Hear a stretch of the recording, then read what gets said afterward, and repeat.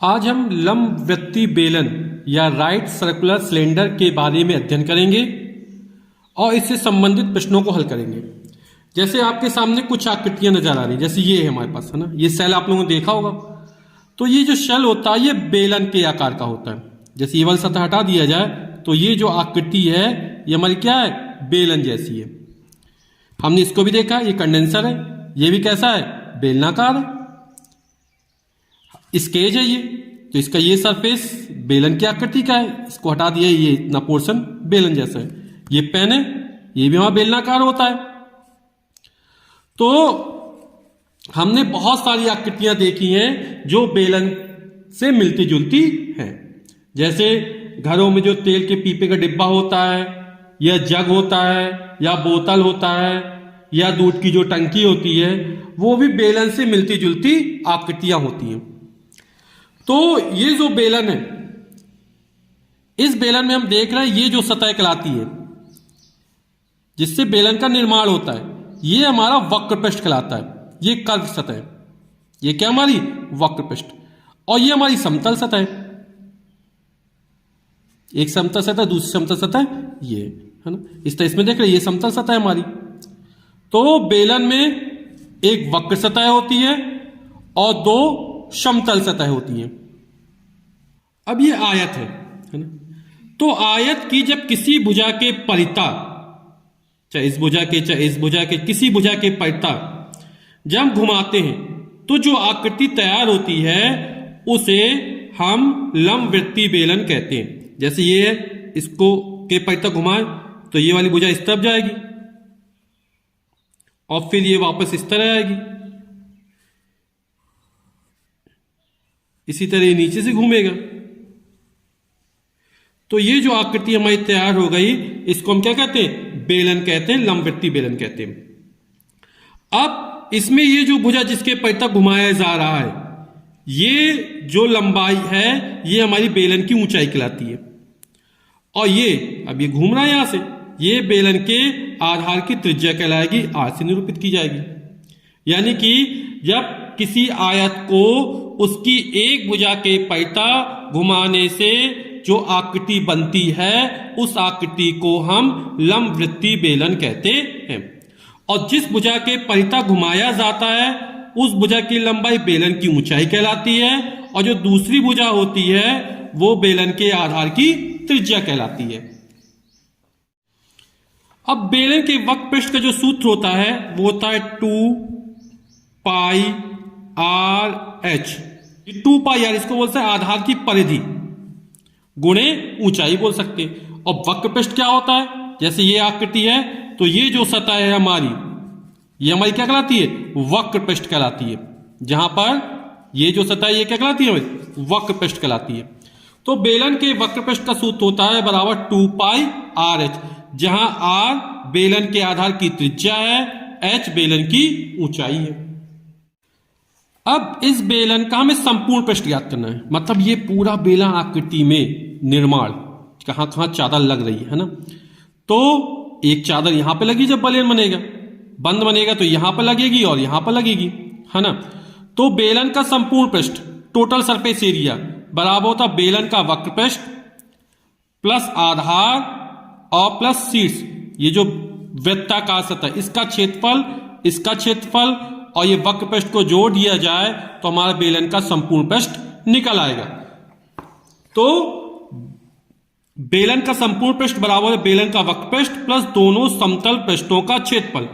तो बेलन का वक्रपृष्ठ हमारा कितना होता है, 2 पाई आर एच होता है, प्लस, और दोनों समतल पृष्ठ कैसे, वृत्ताकार है, वृत्त का क्षेत्रफल हमारा होता है पाई आर स्क्वायर।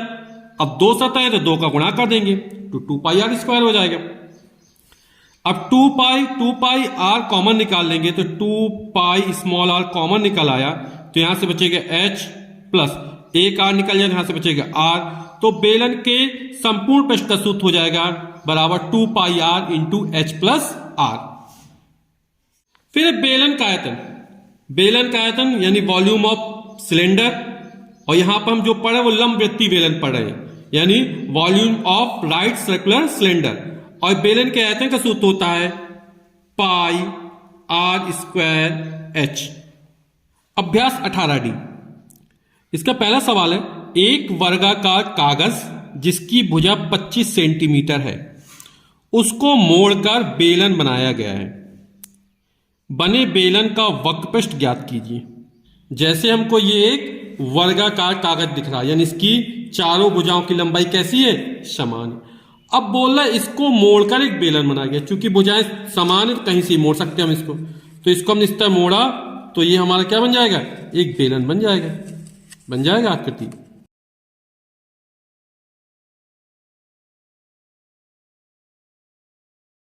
तो अभी हमने चर्चा की थी कि इसके पैटा मोड़ा गया है तो ये हमारी परिधि बन जाएगी, ये लंबाई, और ये हमारी ऊंचाई कहलाएगी।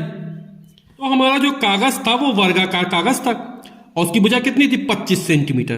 तो जब उस वर्गाकार कागज को हमने मोड़ा था तो मोड़ने पर उसकी एक भुजा क्या परिधि बन गई थी। तो परिधि कितनी होती, 2 पाई आर। तो बेलन की परिधि 2 पाई आर और इसका मान हो जाएगा हमारा 25 सेंटीमीटर। बेलन की ऊंचाई h, दूसरी भुजा ऊंचाई बन जाएगी तो इसका मान भी कितना हो जाएगा, 25 सेंटीमीटर। बेलन का वक्रपृष्ठ, और बेलन का वक्रपृष्ठ बराबर होता है 2 pi are h। 2 pi are इसका मान कितना है, 25 सेंटीमीटर है, इंटू h का मान भी 25 है। 25 से 25 का गुणा करेंगे तो हो जाएगा 625 वर्ग सेंटीमीटर स्क्वायर। क्वेश्चन दूसरा कह रहा है, एक लंबवृत्तीय बेलनाकार ड्रम का व्यास 55 सेंटीमीटर तथा लंबाई 120 सेंटीमीटर है। व्यास दिया है, त्रिज्या निकल आएगी, है ना। लंबाई 120 सेंटीमीटर, उस ड्रम में कितने लीटर पानी आएगा।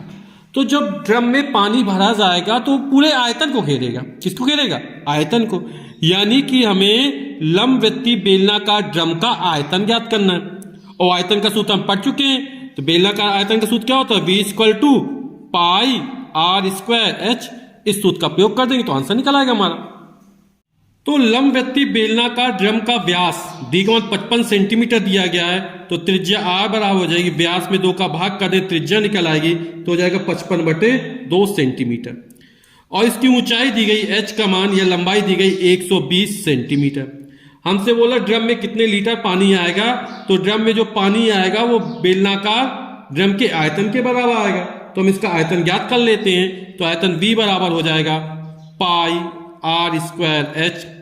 पाई का मान 22/7, आर का मान 55/2 का वर्ग, h का मान 120। इसको सॉल्व कर लेंगे तो 22/7 ये हो जाएगा 55/2 स्क्वायर, 2 बार गुणा हो जाएगा 55/2 गुणा 120। 2 दूनी 4, 4 का भाग दे 4 3 बार, ये हो जाएगा 30। 22 गुणे 55 गुणे 55 गुणे 30 करेंगे, उसमें 7 का भाग कर देंगे तो ये जो वैल्यू निकलेगी वो निकलेगी 285214.285 सेंटीमीटर क्यूब। हमसे पूछा कितने लीटर पानी आएगा, तो हम जानते हैं कि 1 लीटर बराबर होता है 1000 सेंटीमीटर क्यूब। यहां पर 2,85,214.285 सेंटीमीटर क्यूब, ये हमारा आयतन निकला। 1 लीटर बराबर होता है 1000 सेंटीमीटर क्यूब, तो इसमें 1000 का भाग कर देंगे तो आयतन हमारा लीटर निकल आएगा। तो 2,85,214.285 में 1000 का हमने भाग कर दिया तो ये निकल आएगा लीटर में। 3 अंक खिसका देंगे यहां पर तो हो जाएगा 285.214285 लीटर आंसर।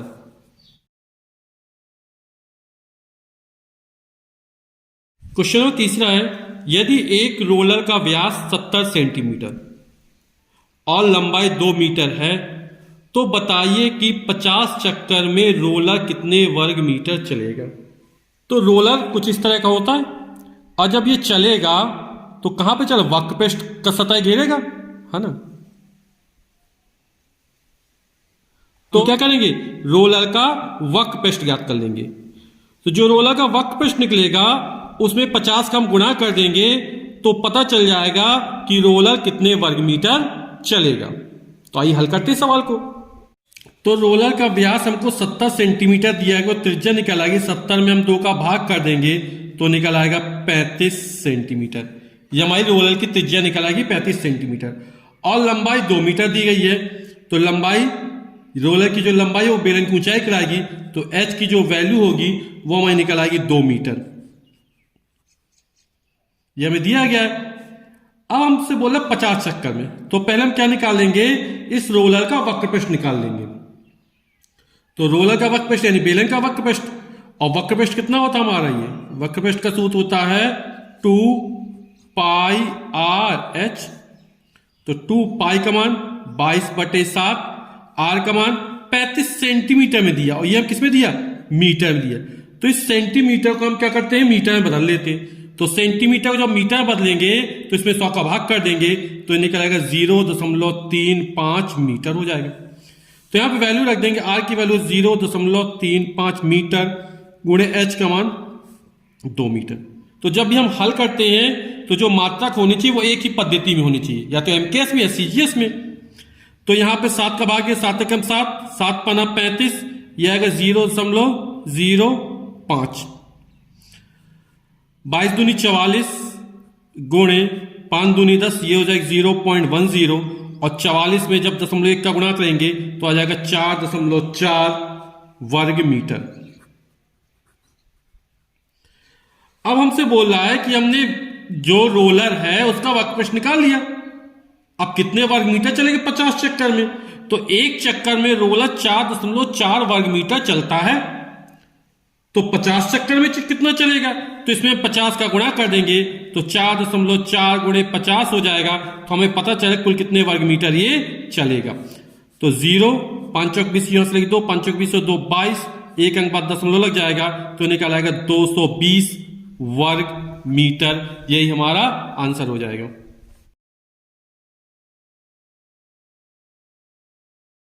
क्वेश्चन नंबर चौथा है, 3 मीटर व्यास का 14 मीटर गहरा कुआं, व्यास कितना है 3 मीटर है, 14 मीटर गहरा कुआं 30 रुपए प्रति घन मीटर की दर से खोदने में कितना रुपए खर्च होगा। तो जब हम कुएं को खोदेंगे तो जो मिट्टी निकलेगी पूरे आयतन से मिट्टी निकलेगी, यानी हमें जो कुआं होता है उसकी आकृति कैसी होती है, बेलनाकार होती है, यानी हमें कुएं का आयतन निकालना पड़ेगा, कितनी मिट्टी निकाली जा रही है, यानी बेलन का आयतन निकालना पड़ेगा। तो 3 मीटर क्या इसका व्यास दिया गया, त्रिज्या निकाल लेंगे और हम बेलन का आयतन निकाल लेंगे। जो बेलन का आयतन निकलेगा उसमें 30 रुपए का गुणा कर देंगे तो पता चल जाएगा कि इसको खोदने में कुल कितना रुपए खर्च होगा। तो कुएं का व्यास हमको 3 मीटर दिया गया, तो कुएं की त्रिज्या r निकल आएगी, 3 में 2 का भाग कर देंगे तो ये निकल आएगा हमारा 1.5 मीटर। फिर 14 मीटर गहरा कुआं है तो उसकी गहराई या ऊंचाई हो जाएगी हमारी 14 मीटर। अब हमें कुआं खोदने में कितनी मिट्टी निकलेगी वो निकाल, यानी आयतन निकालना है। तो कुएं का आयतन बराबर बेलन का आयतन, तो कुआं का आयतन बेलन के आयतन के बराबर होगा, और बेलन का आयतन होता पाई आर स्क्वायर एच। पाई का मान 22/7, आर का मान 1.5 का वर्ग, एच का मान 14।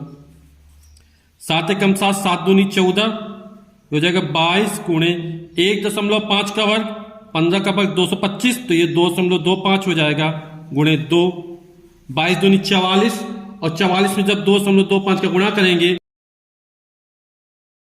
ये निकलेगा 9,900 निकलेगा, और 2 अंक बाद दशमलव लगा देंगे तो ये निकलेगा 99, और आयतन का मात्रक घन मीटर, यानी कुएं का जो आयतन निकला वो 99 घन मीटर निकला। अब हमसे बोल रहा है कि 30 रुपए प्रति घन मीटर, ये 99 घन मीटर निकला, और क्या है 1 घन मीटर खर्चा कितना 30 रुपए है, तो जो कुल खर्च होगा हमारा क्या कर देंगे, गुणा कर देंगे। बिल्कुल सही सोच रहे हैं आप, यानी 99 घन मीटर है, 1 घन मीटर का खर्चा 30 रुपए है, तो 99 30 का गुणा कर देंगे, आंसर निकल आएगा 0 9 3 27 7 2 9 3 27 28 29, इतने रुपए हमारा खर्च होगा 2,970 रुपए। ये हमारा क्या हो जाएगा, आंसर हो जाएगा।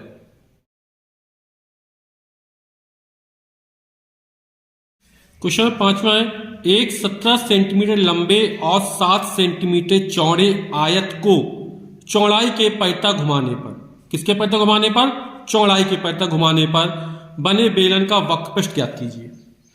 तो 17 सेंटीमीटर लंबा है, 7 सेंटीमीटर चौड़ा कागज है, इसको चौड़ाई के पैंता घुमाना है। तो हमने चर्चा की थी कि जब किसी आयत को उसकी किसी एक भुजा के पैंता घुमाने से जो आकृति बनती है वो लंबवृत्तीय बेलन बनती है ना, और जिस भुजा के पैंता घुमाया जाता है वह भुजा बेलन की ऊंचाई कहलाती है। जब इसको इसके भुजा पैंता घुमाएंगे तो ये वाली भुजा इस तरफ आएगी, फिर ये वापस जाएगी इस तरह, है ना, जब एक चक्कर पूरा हो जाएगा तो ये हमारी कुछ आकृति इस तरह बन जाएगी, बेलनाकार बन जाएगी। तो ये जो लंबाई है वो त्रिज्या कहलाएगी आधार की, और ये चौड़ाई है वो बेलन की ऊंचाई कहलाएगी। यानी हमारी आर की जो वैल्यू होगी वो 17 सेंटीमीटर हो जाएगी, एच की वैल्यू जो होगी 7 सेंटीमीटर हो जाएगी, और हमको बेलन का वक्रपृष्ठ ज्ञात करना है। तो बेलन का वक्रपृष्ठ बराबर होता है 2 पाई आर एच, सबके मान रख दे 2 पाई का मान 22/7, आर की वैल्यू 17, एच की वैल्यू 7 कैंसिल हो जाएगा, ये कट जाएगा, 22 दूनी 44, 22 इंटू 2 44 इंटू 17, तो 17 चौक 68 की 8 हाथ लगी 6, 17 चौक 68, 68 69, 70 और 4 74, 748, और वक्रपृष्ठ है तो जो मात्रक हो जाएगा वर्ग सेंटीमीटर हो जाएगा या सेंटीमीटर स्क्वायर हो जाएगा।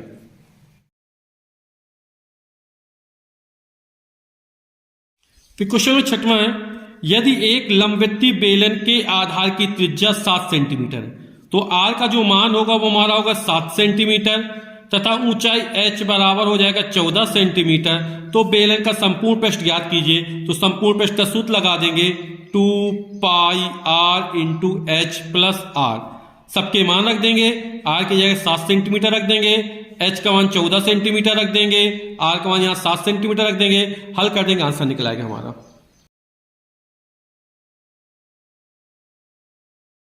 फिर क्वेश्चन नंबर 7वां, एक लंबवृत्तीय बेलन का वक्रपृष्ठ 1320 वर्ग सेंटीमीटर है। यदि बेलन की ऊंचाई 15 सेंटीमीटर हो तो बेलन के आधार की त्रिज्या ज्ञात कीजिए।